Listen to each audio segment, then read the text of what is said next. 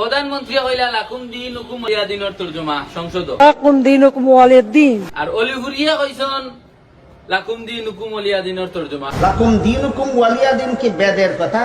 আপনি আমরা দয় তরজমা এখানে করিয়া দেখি। লাকুম দীনুকুম ওয়ালিয়া দিন। লাকুম দীনুকুম ওয়ালিয়া দিন কি বেদের কথা? যার যার ধর্ম তার কাছে, যার যার ধর্ম সে পালন করবে, এটা তো বলাই আছে। কিছু হিন্দু মার্কা মুসলমান আমাদের সমাজে বাস করে, এরা তাদেরকে শিখায় কি মার্কা মুসলমান। হিন্দু মার্কা কিছু মুসলমান আমাদের সমাজে বাস করে, এরা গিয়ে এরার দাদার আরে কয় যে আমরা পুরানো এই কথা আছে। কি কথা? লাকুম দীনুকুম ওয়ালিয়া দিন বলে অর্থ কি? অর্থটা সহ শিখায়, অর্থ কিন্তু এটা ভুল।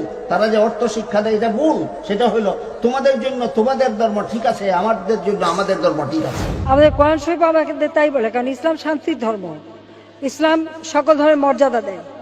এবং আমাদের কোরআন শরীফে সেই লাকুম দীনুকুম ওয়ালিয়া দিন মানে যার যার ধর্ম সে পালন করবে, যার যার মতামত সে প্রকাশ করবে। এটা প্রকৃতপক্ষে ধর্ম নিরপেক্ষতাই আসে। কোরআনের 114 চ্যাপ্টারের একটা চ্যাপ্টারের শেষ কথা তুমি একটা এই চ্যাপ্টারের প্রথম কথাও জানো না, মধ্যের কথাও জানো না, শেষ কথার কোনো অর্থ তুমি বুঝবে না। আপনাদের কেউ কারো জানা থাকলে বলুন তো, এই লাকুম দীনুকুম ওয়ালিয়া দিন যে চ্যাপ্টারের শেষ কথা মানে যে সূরার শেষ আয়াত, এই সূরার প্রথম আয়াতটা কি? কুল ইয়া আইয়ুহাল কাফিরুন। এর অর্থ হলো হে রাসূল করিম সাল্লাল্লাহু আলাইহি ওয়াসাল্লাম, আপনি বলে দিন মূর্তি পূজারীরা খোদাদ্রোহী, মূর্তি পূজারীরা খোদাদ্রোহী। তুমি যদি এই কথা বিশ্বাস করো যে মূর্তি পূজারীরা খোদাদ্রোহী, তাহলে লাকুম দীনুকুম ওয়ালিয়া দিনের অর্থ বোঝা তোমার পক্ষে সম্ভব। আর মূর্তি পূজারীরা খোদাদ্রোহী এইটা যদি তুমি বিশ্বাস করো না, তাহলে শেষ কথার কোনো অর্থ নাই তোমার জন্য। কোরআন শরীফে নাকি ধর্ম নিরপেক্ষতার কথা নাই। সেখানে আমি বলবো যে অবশ্যই আছে। আমাদের নবী করিম সাল্লাল্লাহু আলাইহি ওয়াসাল্লামই বলেছেন যে অন্য ধর্মের প্রতি সহনশীল হতে, তিনি শিক্ষা দিয়েছেন। এই সমাজে এমন পণ্ডিতের অভাব নাই যে সমস্ত পণ্ডিতেরা পক্ষ বিপক্ষ নিরপেক্ষতার দৃষ্টিতে আপোষ মীমাংসার প্রস্তাব করে। এটা মূর্খতা আর অজ্ঞতা ছাড়া কিছু নয়। আপোষ মীমাংসা পক্ষ বিপক্ষ নিরপেক্ষতার দৃষ্টিতে হয় না। মুসলমানদের আপোষ মীমাংসা, ইসলামে আপোষ মীমাংসা শুধু হক বাতিলের দৃষ্টিভঙ্গিতে হয়। যারা আল্লাহর দিন ঠিকভাবে পালন করে তাদের সবটুকু গ্রহণ করো, আর আল্লাহর দিন বিরোধী যত কাজ যত জনে করো সবাই ছেড়ে দাও। এটা হলো ইসলামী ঐক্যের রূপরেখা। তো মক্কার মূর্তি পূজারীদের নেতারা একটা নিরপেক্ষ প্রস্তাব করলো, আমরাও মূর্তি পূজা ছেড়ে 1 বছর আপনাদের সাথে মিললে এক আল্লাহর ইবাদত করব, আপনারাও এক আল্লাহর ইবাদত ছেড়ে 2য় বছর আপনার সাথে মিললে মূর্তি পূজা করবেন। জবাবে আল্লাহ পাক রব্বুল আলামিন বলেন, কুল, তাদের প্রস্তাবের জবাবে আপনি বলে দিন, ইয়া আইয়ুহাল কাফিরুন, হে মূর্তি পূজারীরা, যে প্রস্তাব তোমরা করছো এটাও খোদাদ্রোহিতা, এটাও খোদাদ্রোহিতা। এটা একদল হইবার পথ না। তোমরা কোনোদিন চিরস্থায়ী ভাবে এক আল্লাহর ইবাদত করতে রাজি না, আর আমি তো মুহূর্তের জন্য মূর্তির পূজা করতে রাজি না। সুতরাং তোমাদের ধর্ম আলাদা, আমাদের ধর্ম আলাদা। এই হলো লাকুম দীনুকুম ওয়ালিয়া দিনের অর্থ। তোমাদের ধর্ম আলাদা, তোমরা চিরকালের জন্য মূর্তি পূজা ছাড়তে রাজি না, আমি মুহূর্তের জন্য মূর্তি পূজা করতে রাজি না। কাজেই তোমাদের মধ্যে আর আমাদের মধ্যে ধর্মীয় মীমাংসা হতে পারে না। তোমাদের ধর্ম আলাদা, আমাদের ধর্ম আলাদা। তাহলে লাকুম দীনুকুম ওয়ালিয়া দিন এটা কি এই তাদের ধর্মের প্রতি সমর্থন? এখানে লাকুম দীনুকুম ওয়ালিয়া দিনের সহি তাফসীর আছে 2টা।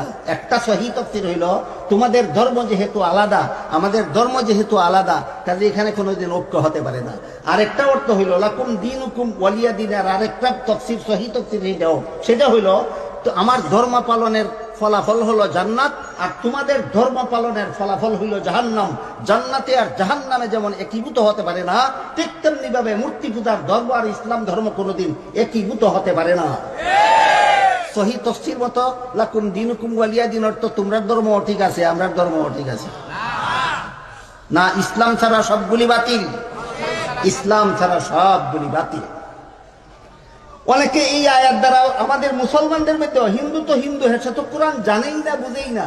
আমাদের বর্তমানে অনেক মুসলমান এমন পাওয়া যায় যারা লাকুম দীনুকুম ওয়ালিয়া দিন এই আয়াত দিয়া দলিল দেয়, কয় আল্লাহই বলছে তাদের জন্য তাদেরটা ঠিক আছে, আমাদের জন্য আমাদেরটা ঠিক আছে, তাদের জন্য তাদের ধর্ম ঠিক আছে। শব্দটা তোমার পকেটে, এই ঠিক আছে শব্দটা তোমার পকেটে, এটা আল্লাহর কথা নয়।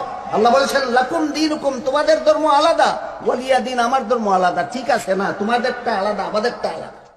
এই যে দেখলা, আসলে প্রধানমন্ত্রীর আমি কোনো দোষিয়ান না, বা প্রধানমন্ত্রীরে আমি কিছু হইয়ান না, কেন হইয়ান না? তাই তো মুফাসসির নাই, মুফাসসির নাই, প্রধানমন্ত্রী মুফাসসির নাই। তান্ডে হইয়া দিছে ও যে এজাত মূল্যাইন আছেন, ওটা অত লাকুম দিন হুকুম দিয়া দিন, ওখান কইল যার ধর্ম যে পালন করবে তার ধর্ম সে পালন করবে, ওখান তা খালি তর্জমা, ওখান তর্জমা হলা। তো কিছু কিছু মূল্যাইন আছেন, ওতারে দরিয়া বাদাম দেওয়ার দরকার। সংসদ হোক, কোন নেতারে হোক, ও আয়াত এখান কইয়া ওইখানে সঠিক তর্জমা কইতো না, আয়াত এখান কইয়া কইব ওখান তুমি সাংবাদিকের সামনে আয়াত ওখান কইয়া ওখানের তর্জমা ওখান, ও কিছু মূল্যাইন আছেন। তো প্রধানমন্ত্রী আমি দুষিয়ান না, প্রধানমন্ত্রী দেখে শিখাইছে ভুল তর্জমা, ওগুলো যদি ভাইতাম তো একটু বগলোর চিবা হারাইয়া এটা হুঙ্গা দিলাম মানে আমি, বুঝছো নি? কারণ মানুষের মাইন্ড কিলা চিন্তা করক্কা, এই ধরনের কিছু মূল্যায়ন ওদের জাহান্নামও হেও যাইব, লোকে মানুষও নিব। তো লাকুম দিন হুকুম ওলিয়া দিনের তর্জমা আপনারা শুনলা, ও ওখানটা আপনারা গছি লক্কা, আর ওটা মূল্যায়নটা কি দূরে থাকবা। আর প্রধানমন্ত্রীরা হইয়ার বা সংসদ সদস্য, আমরা সম্মানিত যে সমস্ত পার্লামেন্ট সদস্য সকল আছেন, বা আমরা মন্ত্রী এমপি সকল আছেন, আপনাদের হইয়ার আপনারা যদি কোনো মূল্যা ফাইন যে খুঁজ লইবা, এগো হাসারিলোর মূল্যা নি, দাওরা ফাঁসনি, বালা করি জানেনি, আপনারা খালি দাড়ি টুপি দেখিয়াও ওগুলোর থেকে আয়াত এক তোমার লইলা, আর ওখানে তর্জমা আইয়া সাংবাদিকের সামনে হইলা, আর নাইলে সংসদও হইলা, আর নাইলে দেখলা টিভির চেয়ারও বইয়া 71 টিভিত করলা না, ডুবুসু নিউজ অতাত করলা। এর কারণে আমার অনুরোধ থাকবো, আপনারা মেসাব সিনিয়া তর্জমা লইবা, মেসাব সিনিয়া আয়াত শুনবা। ভালো থাকবা। আসসালামু আলাইকুম।